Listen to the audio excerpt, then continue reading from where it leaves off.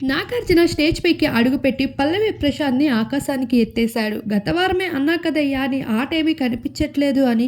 ఈ వారమేంటి ఆట మొత్తం నువ్వే ఉన్నావు ప్రశాంత్" అంటూ పొగడ్తల వర్షం కురిపించేశారు. "ఏంటయ్యా లాస్ట్‌లో అలా ఏడ్చేశావు? ఆఖరికి అమర్‌దీప్ విషయంలో ఏడ్చేశావు. ఈ వారం అందరూ నిన్ను ఏడిపించేశారే. అసలు హౌస్‌లో నీకన్నా బలవంతుడు ఎవడూ లేడు అన్నట్లుగా ఆటాడావు. బక్కోడివైనా చాలా గెట్టోడివే ప్రశాంత్" అంటే "కాదు సార్, నాకు ఆటలో ఎలా అయినా గెలవాలనుకున్నా" అంటే "అవును అదే అయ్యా, నువ్వు అన్ని టాస్క్‌లో గెలిచేస్తున్నావని శోభ బాధంతా బయట అన్ని దగ్గర ప్రశాంత్ ప్రశాంత్ అంటూ ఉంటే మిగతా హౌస్‌మేట్స్ కనిపించకుండా చేస్తున్నావు. ఇలా అయితే ఎలా ప్రశాంత్" అంటే "సార్ ఫైనల్‌గా ఓడిపోయాను కదా" అంటే "నువ్వు ఓడిపోయిన అభిమానుల మనసులు గెలిచేసుకున్నావు ప్రశాంత్, అందుకే నేను ఇలా మాట్లాడుతున్నాను" అంటూ పల్లవి ప్రశాంత్‌ని ఆకాశానికి ఎత్తేశారు.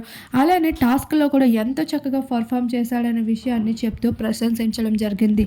ఇలా హౌస్‌మేట్స్‌లో కొంతమందికి చీవాట్లు, మరికొంతమందికి ప్రశంసలు కురిపించారు నాగార్జున.